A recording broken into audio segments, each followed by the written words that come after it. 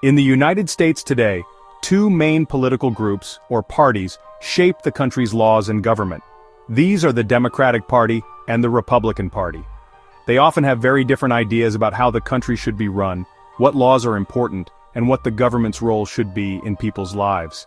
Many Americans choose to support one of these parties based on their own beliefs and values. The ideas that these parties stand for seem very clear to us now, but they have not always been this way. The history of these two parties is long and complex, and it is filled with surprising changes and transformations over many decades. If you were to travel back in time to the 1800s, you would find a political world that looks almost opposite to the one we know today. The things that the Democratic Party stood for then are vastly different from its platform now. Likewise, the Republican Party was founded on principles that might surprise people who only know its modern form. Understanding this history is crucial to understanding American politics. It shows us that parties are not static. They can evolve, change their core beliefs, and attract entirely different groups of supporters over time. This story is especially important when we look at the history of slavery and civil rights for Black Americans. The journey of these two parties is a central part of the American story. It is a tale of conflict, struggle, and profound change that reflects the nation's own difficult path. We will explore how the Democratic Party, once dominant in the South and a defender of slavery, became the party that would later champion civil rights. We will also see how the Republican Party, born from a movement to stop the spread of slavery, and which fought to end it, eventually transformed into the conservative party we recognize in the modern era. This switch did not happen overnight. It was a slow and gradual process that unfolded over a century. This essay will guide you through that remarkable history in a simple and clear way. We will start in the 1800s, a time when the nation was deeply divided over the issue of slavery. We will look at the founding of the Republican Party, the terrible conflict of the Civil War, and the brief period of hope that followed for newly freed Black Americans. Then, we will journey into the 1900s to witness the great political shift that redefined both parties and set the stage for the political landscape of the 21st century. By the end, you will see how the parties of today are truly a world away from what they once were. In the early to mid-1800s, the Democratic Party was a major force in American politics, but its beliefs were very different from what they are today. The party was officially founded in 1828, and it quickly became very popular, especially in the southern states. A core belief of the Democratic Party at that time was the idea of states' rights. This meant that they believed individual states should have the power to make their own laws without much interference from the national or federal government. While this might sound like a simple idea about local control, in the 19th century, it was deeply connected to one of the most divisive issues in American history, the institution of slavery. For the southern states, the most important right they wanted to protect was the right to own enslaved people. The economy of the South was heavily dependent on large plantations that grew crops like cotton and tobacco, and this system was built on the forced labor of millions of enslaved Black men, women, and children. Southern Democrats argued that the federal government had no authority to interfere with slavery, claiming it was a matter for each state to decide for itself. They worked hard to protect and even expand the institution of slavery into new territories as the United States grew westward, ensuring that the political power of slaveholding states remained strong in the nation's capital. The party's position was made very clear in its official statements and actions. For example, at its national convention in 1852, the Democratic Party formally pledged to its members that it would resist any attempts to change the laws that protected slavery. This promise helped the party maintain its powerful grip on the South, where the majority of voters were white landowners who benefited from the system of slavery. The party's leaders were often slave owners themselves, and their political goals were centered on preserving their way of life and their economic system, which they saw as being under threat from growing anti-slavery sentiment in the North. As a result, for much of the 19th century, the Democratic Party was the political home of those who defended slavery. It was the party of the status quo in the South, meaning it wanted to keep things just as they were. Its members in Congress consistently voted against any laws that might limit the reach of slavery or grant any rights to Black people, whether enslaved or free. This strong and unyielding defense of slavery would eventually set the stage for a massive national conflict. as a new political force began to rise in opposition to the Democrats' powerful pro-slavery stance, challenging the very foundation of the Southern-dominated political order. As the Democratic Party solidified its pro-slavery position in the 1850s, a growing number of Americans in the North became more and more opposed to the institution. These people included small farmers, factory workers, and religious groups who believed that slavery was morally wrong and economically harmful. They felt that a system based on forced labor was unfair to free workers, and that it went against the nation's founding ideals of liberty and equality. However, there was no single, powerful political party that represented their views. Existing parties were either too divided on the issue or unwilling to take a strong stand against the powerful Southern Democrats. This political vacuum led to the creation of a brand new party. In 1854, a group of anti-slavery activists, former members of other parties like the Whigs and Free Soilers, and concerned citizens, came together to form the Republican Party. The party was founded on a clear and powerful principle: to stop the expansion of slavery into the new Western territories of the United States. While not all early Republicans called for the immediate abolition of slavery where it already existed, they were united in their belief that it should not be allowed to spread any further. They argued that free soil and free labor were essential for the country's future prosperity. The Republican platform was a direct challenge to the Democratic Party's agenda. Republicans advocated for a stronger federal government that could pass laws to encourage economic growth, such as building railroads and supporting industries. They believed that a modern economy should be based on the hard work of free people who could earn wages and improve their lives, not on the forced labor of enslaved individuals. This message resonated strongly across the northern states, and the new party quickly gained momentum. It attracted a diverse coalition of voters who were tired of the political dominance of the Southern slaveholding class. In just a few short years, the Republican Party grew from a small movement into a major political force. Its rise created a deep and clear division in American politics. For the first time, there was a major party whose central identity was built around opposing the spread of slavery. This set up a direct confrontation with the Democratic Party, which was equally committed to defending it. The nation was now split not just by geography and economics, but also by two powerful political parties with completely opposite views on the most important issue of the day. This clash of ideologies would soon lead the country to its breaking point. The growing tension between the pro-slavery Democratic Party and the anti-slavery Republican Party came to a head in the presidential election of 1860. The Republican Party nominated a man from Illinois named Abraham Lincoln. Lincoln was a perfect representative of the new party's ideals. He believed that slavery was a moral, social, and political wrong, and he was firmly committed to preventing its spread into the Western territories. His position was clear. While he did not initially call for abolishing slavery in the southern states where it was already legal, he insisted that it must be contained and put on a course toward its ultimate extinction. The election of Abraham Lincoln in November 1860 was a turning point for the nation. For the leaders of the southern states, his victory was an unacceptable threat to their entire way of life. They saw the Republican Party's control of the presidency as a sign that the federal government would eventually move to end slavery everywhere. Refusing to accept the results of the Democratic election, the southern states, all of which were controlled by the Democratic Party, began to secede or withdraw from the United States. South Carolina was the first to leave, and soon 10 other states followed, forming a new nation they called the Confederate States of America, with the explicit goal of preserving slavery. Lincoln and the federal government refused to accept the secession, arguing that the union of the states was permanent and could not be broken. The conflict quickly escalated, and in April 1861, the Civil War began when Confederate forces fired on Fort Sumter, a federal fort in South Carolina. The war that followed was the deadliest in American history, pitting the United States, often called the Union, against the Confederacy. The war was fought over the very soul of the nation, whether it would continue to exist as one country, and whether the institution of slavery would be allowed to survive and expand. As the brutal war raged on, its purpose began to evolve. Initially, Lincoln's primary goal was to preserve the Union. However, he came to realize that the Union could not be truly saved without ending the institution that had caused the division in the first place. On January 1, 1863, he issued the Emancipation Proclamation. This historic executive order declared that all enslaved people in the Confederate States shall be then, thenceforward, and forever free.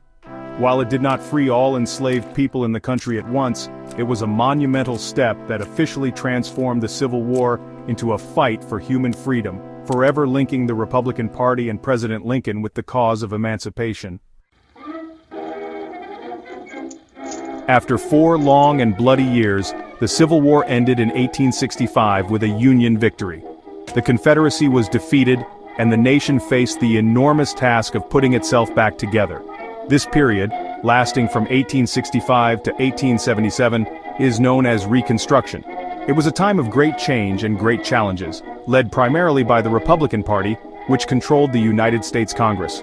The main goals of Reconstruction were to rebuild the devastated South, readmit the former Confederate states to the Union, and, most importantly, determine the place of the nearly 4 million newly freed Black Americans in society.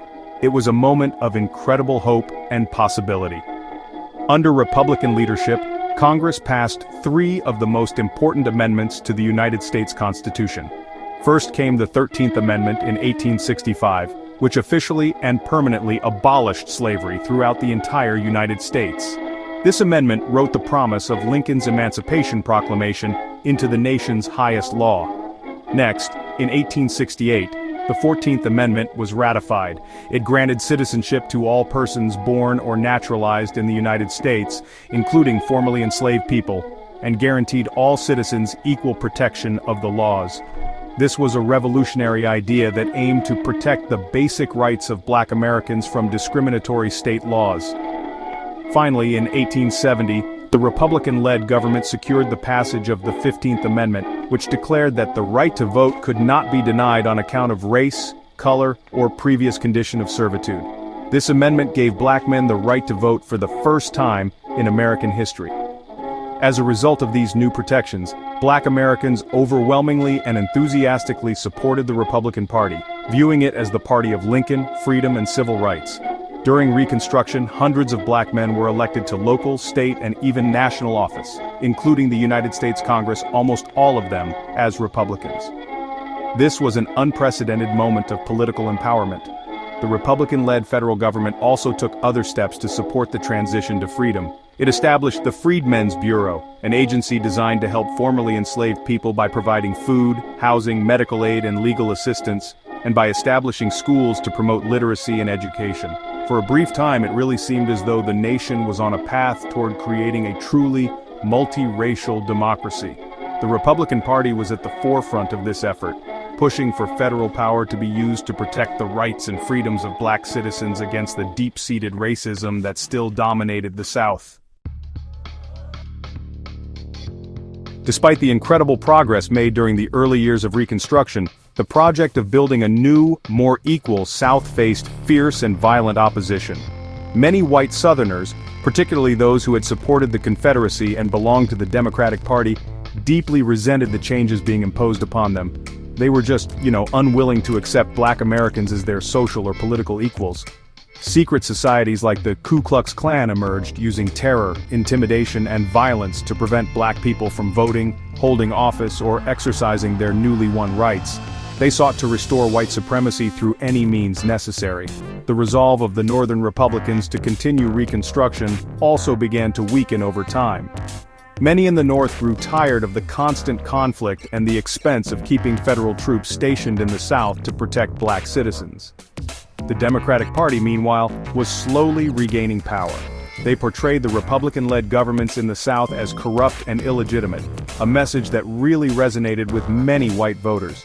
After President Lincoln's assassination in 1865, his successor, Andrew Johnson, a Democrat, actively worked to undermine many of the Republicans' Reconstruction efforts, pardoning former Confederate leaders and opposing measures designed to protect the rights of freedmen.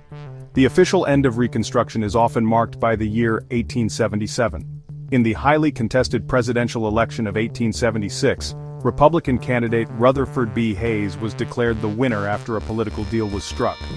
In what became known as the Compromise of 1877, Hayes was given the presidency in exchange for a promise to withdraw the last remaining federal troops from the southern states. With the troops gone, the last line of defense for black civil rights was removed. Southern Democrats, often calling themselves redeemers, quickly retook complete control of every state government in the former Confederacy.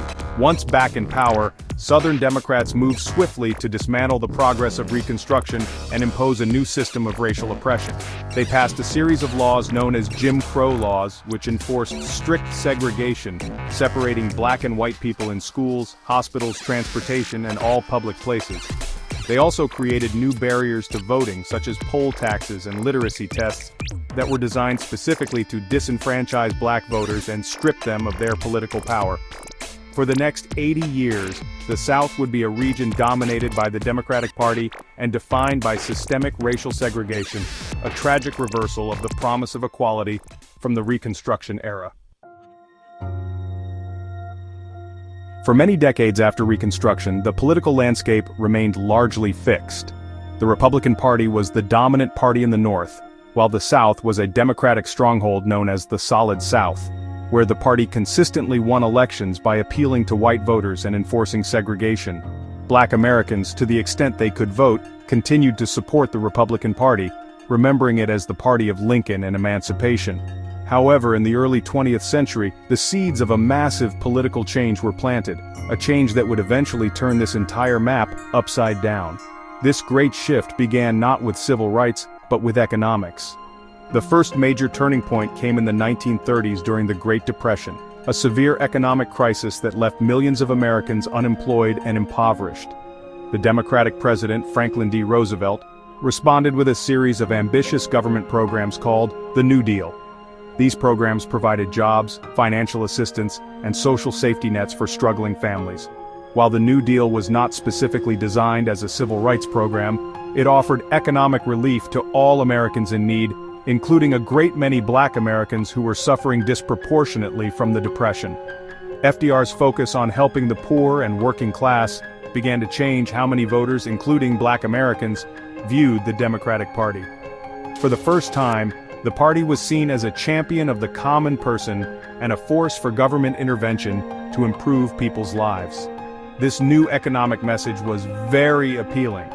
By the presidential election of 1936, a remarkable shift had occurred. About 75% of black voters cast their ballots for the Democrat Franklin D. Roosevelt. This was a major break from their historic allegiance to the Republican Party, signaling that economic concerns were becoming just as important as historical loyalty. While this shift was happening, the Republican Party was also changing. It began to move away from its activist roots and embrace a more conservative ideology focused on limited government, lower taxes, and free market capitalism.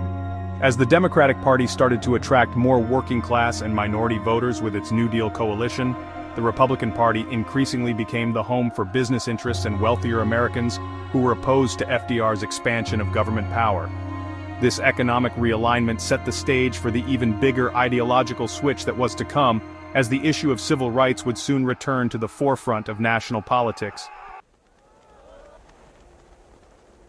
The slow shift in party loyalties dramatically accelerated in the mid-20th century with the rise of the modern civil rights movement.